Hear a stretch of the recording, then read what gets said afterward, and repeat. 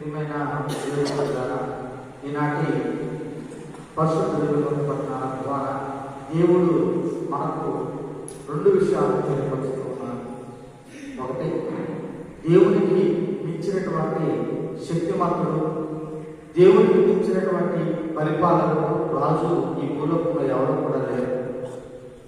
కానీ మన యొక్క అవిశ్వాసం వలన ఒకసారి మనము రాజుకు రాసినటువంటి ఆ ప్రభువునే మనం నిరాకరిస్తూ ఉంటాం. ఈనాటి మొదటి పట్టణంలో మనం చూస్తున్నటువంటి అంశం కూడా అయితే ఇజ్రాయేలీ ప్రజలు మరి సమూయేలు మరి వృద్ధాప్యంలోకి వచ్చిన తర్వాత మమ్మలను పరిపాలించడానికి మాకు ఒక రాజు కావాలి అని వారు కోరుకోవడం అనేది సమూయేలు ప్రభువుకు ఎంతో బాధ కలిగించింది. కారణం ఏమిటి అంటే సమూయేలు యొక్క ఉద్దేశం ప్రకారంగా దేవుడికి ఇచ్చినటువంటి రాజు ఎవరున్నారు, దేవుడి యొక్క ఆలోచనకు ఇచ్చినటువంటి ఆలోచన గలవాడు ఎవరున్నారు.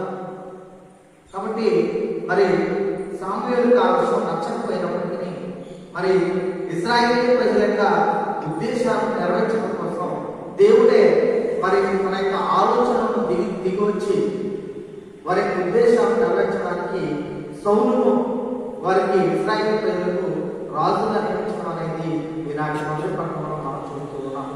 ఈనాటి సువార్త పట్టణంలో మరి పక్షవాత రోగి గురించి మనం వింటూ ఉన్నాం. అతన్ని తీసుకొచ్చినటువంటి ఆ నలుగురు వ్యతిరేక విశ్వాసాన్ని ఇక్కడ మనం చూస్తూ ఉన్నాం. ఈనాటి మొదటి పట్టణంలో ఇశ్రాయేలీ ప్రజల యొక్క అవిశ్వాసాన్ని, ఈనాటి సువార్త పట్టణంలో ఈ నలుగురు యొక్క విశ్వాసాన్ని ఇక్కడ మనం చూస్తూ ఉన్నాం. ఆ పక్షవాత రోగికి బహుశా అంటే ఎవరు ఏంటో తెలియకపోవచ్చు, కానీ ఆ నలుగురు తీసుకొచ్చినటువంటి ఆ నలుగురికి కూడా క్రీస్తు ప్రభుని యొక్క గొప్పతనం, క్రీస్తు ప్రభుని యొక్క ఔన్నత్యాన్ని తెలుసుకొని క్రీస్తు ప్రభు ఖచ్చితంగా ఈ గొప్ప కార్యం చేయగలరు అనేటువంటి విశ్వాసంతో, నమ్మకంతో వారు ఆ పక్షవాత రోగిని క్రీస్తు ప్రభు చెంతకు తీసుకొచ్చినటువంటి విధానాన్ని ఈనాటి సువార్త పట్టణంలో మనం చూస్తూ ఉన్నటువంటి దేవుని బిడ్డ వారి యొక్క విశ్వాసాన్ని బట్టి దేవుడు ఆ పక్షవాత రోగిని స్వస్థత పరిచినట్టుగా మనం చూస్తూ ఉన్నాం. అదేవిధంగా మన యొక్క విశ్వాసాన్ని బట్టి మన యొక్క కుటుంబ సభ్యులకు అనేకమైనటువంటి దీవెనలు, ఆశీర్వాదాలు వస్తాయి. ఎప్పుడైతే మనము మన కుటుంబ సభ్యుల కోసం కానీ మన యొక్క బంధువులు, స్నేహితులు ఎవరైతే అనాథంగా ఉన్నారో వారి కొరకు మనం ప్రార్థించినప్పుడు ఖచ్చితంగా దేవుడు మన విశ్వాసాన్ని బట్టి వారికి ఆయుర్వేద్యాలను, దేవుడి దీవెనలను ప్రసాదిస్తారనేటువంటి విషయం ఈనాటి సువార్త పట్టణంలోని అద్భుతం ద్వారా మనం తెలుసుకోవచ్చు.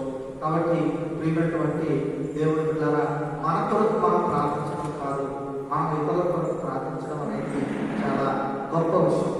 కాబట్టి ఈనాటి పరిశుద్ధ దేవుని కూర్చులో ఆ పక్షవాత రోగిని తీసుకొచ్చినటువంటి నలుగురు ఏ విధంగా అయితే వారి యొక్క విశ్వాసాన్ని మరి పెంపొందించుకుంటూ వారి యొక్క విశ్వాసాన్ని నిలుపుకుంటూ మరి తన యొక్క స్నేహితులు ప్రార్థించుకున్నారో, అదేవిధంగా మనమంతా కూడా మన యొక్క కుటుంబ సభ్యులు, మన బంధువులు, స్నేహితుల్లో ఎవరైతే అనారోగ్యంగా ఉన్నారో, ఎవరైతే ఇతర ఇబ్బందుల్లో కారణాలు ఉన్నారో వారందరి కొరకు ఈ పరిశుద్ధ దేవుడి కూర్చులో ప్రత్యేకంగా మనమంతా కూడా ప్రార్థన చేద్దాం. ఈ పరిశుద్ధ దేవుడి కూర్చులో